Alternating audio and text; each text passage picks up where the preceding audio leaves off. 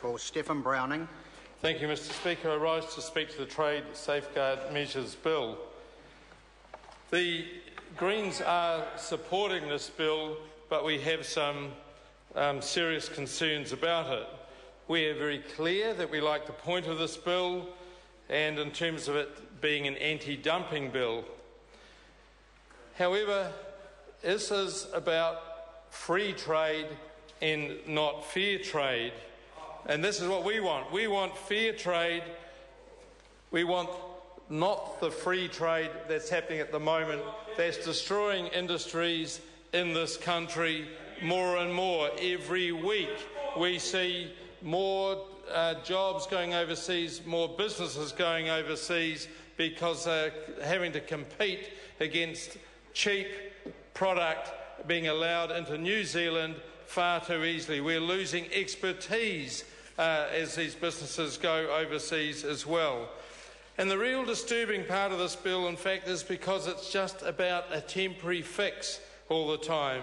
And Clause 3 is very, very clear about that. It provides that the purpose is, and I'll read it, to provide temporary protection to a domestic industry from serious injury caused by increased imports. Note the word temporary. And to facilitate adjustment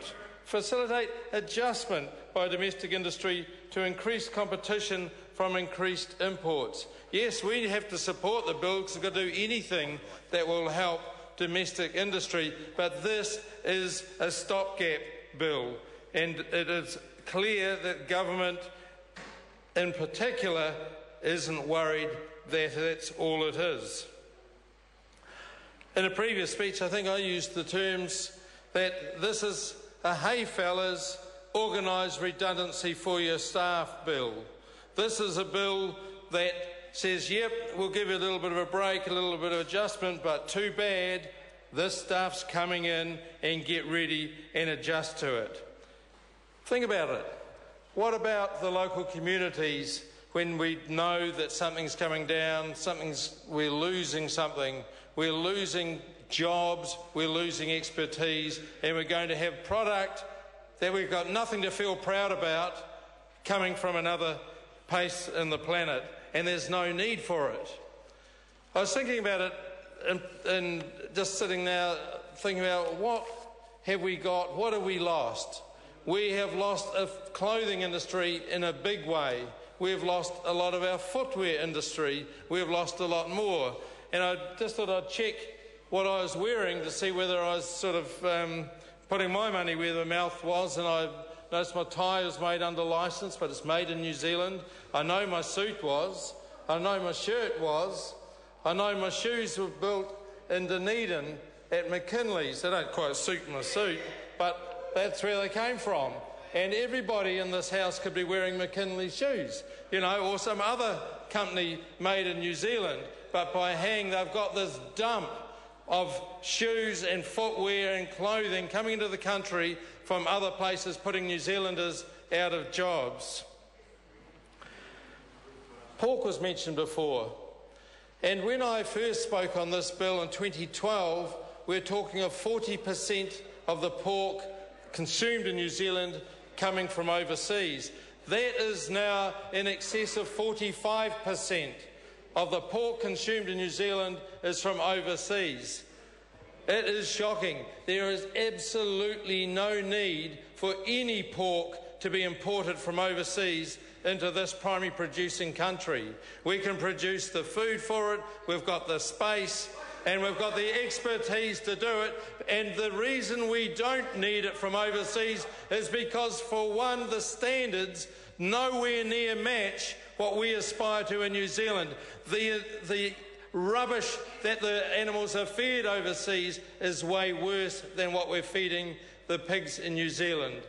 The antibiotic level of use, the level of use of antibiotics overseas is way worse than anything that we do here, and other pesticide residues in that pork. We have no idea. And then this government won't even enforce something like country of origin labelling that our Pacific partner, Trans-Tasman partner Australia does, and makes better year on year.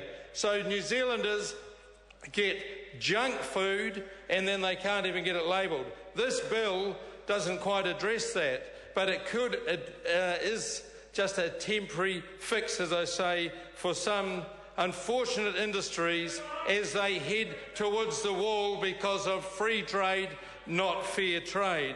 We have lost that expertise, we have lost self-reliance in this country, and as we head into increased impacts of oil shocks, natural disasters, social and civil disasters internationally, we need to have a higher level of self-reliance. We have no self-reliance from something like this, just a phase out. It's absolutely temporary.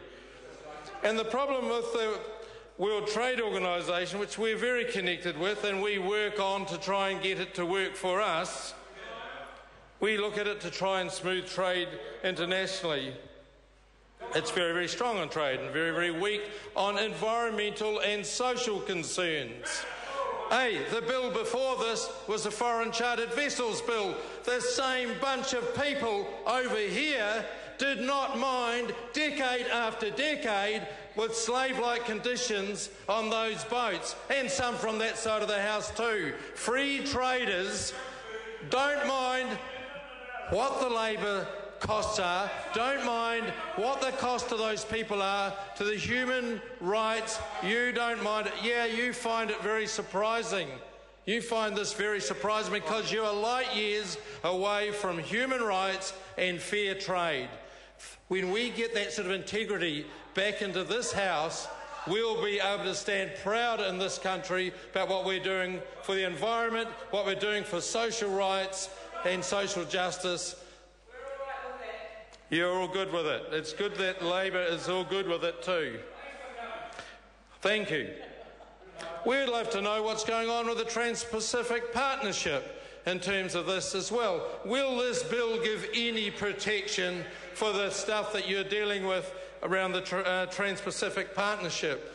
We need transparency. We need to be looking after our communities, our regulations in New Zealand. We don't need them traded off in some deal to sell a little bit of milk powder, or what is it? What is the deal with the US where we will lose out in a Trans-Pacific Partnership? Pushing and pushing, coming from the government, saying we need this Trans-Pacific Partnership. It's going to do all sorts of wonderful for New Zealand. It's not even a normal way of looking at tariffs. This is about trading off regulations and community control and say and democracy. So while we'll support this bill because there's an element of temporary protection, we do have a lot of concern with the direction of free trade. Thank you, Mr. Speaker. The Honourable Taunari. There it is, the stark choice on the 20th of September this year, him or us. Him or us. I've got to tell you, Mr. Speaker, I've got to tell you, Mr.